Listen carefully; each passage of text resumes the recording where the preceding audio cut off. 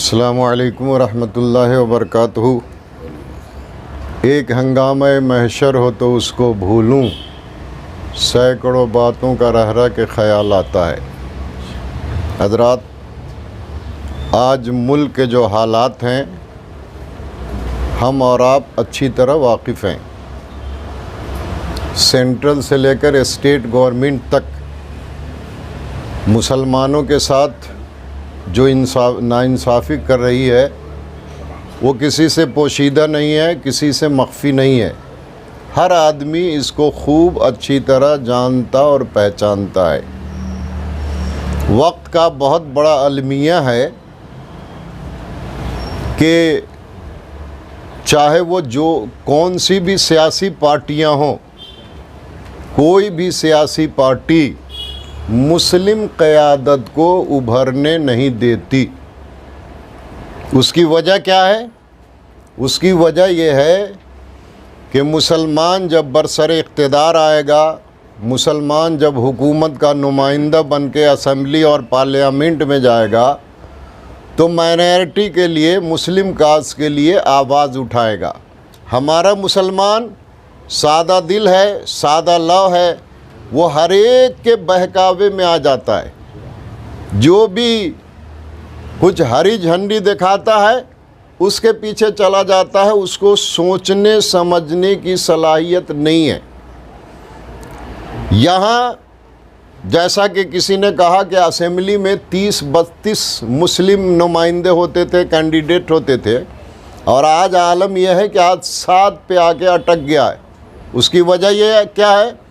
उसकी वजह यह है कि मुसलमान खानों में बटा हुआ है। हर एक का लीडर अपना अपना है। जो कुछ दे दिया थोड़ा बहुत, उसके पीछे झंडा उठा करके कूदने लगता है और भागने लगता है।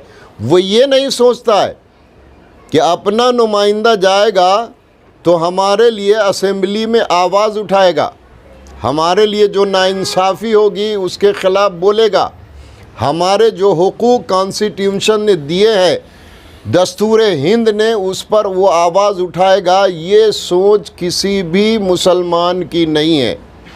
इसलिए सरोगना नगर असेंबली हलके से जनाब मुस्तफ़ा साहब जनता दल एस के कैंडिडेट के तौर पे खड़े हैं।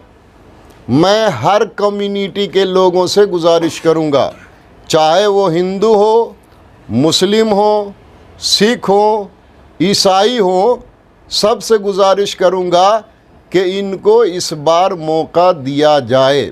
इससे पहले आप लगातार एक कैंडिडेट को जिताते हुए आ रहे हैं। उसने इस असेंबली हलके में माइनॉरिटी के लिए, उसकी तरक्की और उसके प्रोग्रेस के लिए कौन सा काम किया है?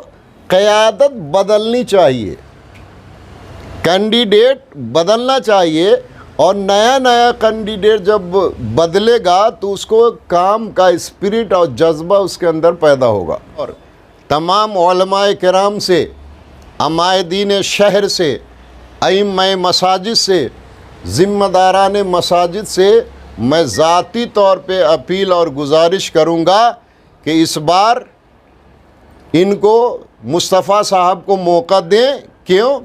इसलिए कि 1,50,000 और या 60,000 मुस्लिम वोटर्स हैं। तो ये मुस्लिम वोटर्स जो है फ़ैसला कुन हैसियत रखते हैं इस इलाके में। जब फ़ैसला कुन हैसियत रखते हैं तो एकजुट हो करके, मुत्तहिद हो करके एक कैंडिडेट को आराम से जिताया जा सकता है।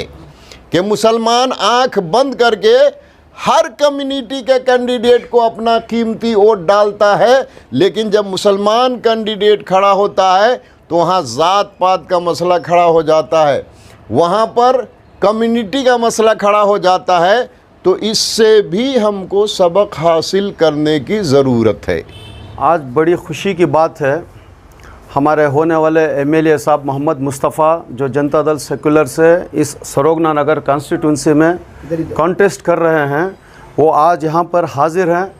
बहुत खुशी की बात है। इससे बहुत बड़ी खुशी की बात है, आज हमारे यहाँ जो है बहुत सारे उलमा कराम जमा हुए हैं और उससे और ज़्यादा खुशी की बात यह है कि पूरे बेंगलुरु शहर और कर्नाटका की एक बड़ी शख्सियत जो मुफ्ती शरीफुर रहमान साहब हैं, ये जो है आज यहाँ पर हाज़िर हुए और हमारे मोहम्मद मुस्तफ़ा साहब के लिए जो है तायद किए। देखो हमारे सरोगना नगर के वोटर्स, मेरे भाइयों, आप तमाम इस बात को समझो, इतने बड़े शख्सियत मुफ्ती शरीफुर रहमान साहब, सारा उलमाए कराम जब ये तायद कर रहे हैं तो किस वजह से तायद कर रहे हैं? जितने भी हमारे सरोगना नगर के वोटर्स हैं, इनका निशान आप अपने दिमाग में बिठा लीजिए।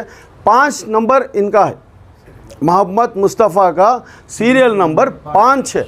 तो आप तमाम लोग जो है खुद भी अपना वोट मोहम्मद मुस्तफ़ा को दें। 10 तारीख को जाकर सुबह सुबह अपने घर वालों का भी वोट दें और तमाम अपने दोस्त रिश्तेदार जितने भी सरोगना नगर में हैं या यहाँ से कहीं बाहर गए हुए हैं, उनको बुलाकर जो है, चूँकि एक मुसलमान यहाँ से जीत गया तो हम सबकी भलाई है हल्के के लिए। ये हल्का जो है कमज़ोर हल्का है, मुसलमानों का कमज़ोर हल्का है। इस हल्के की ज़रूरत है अभी यहाँ पर तब्दीली करना। हमारे मुस्तफ़ा साहब जैसा कैंडिडेट जीतने की बहुत सख्त ज़रूरत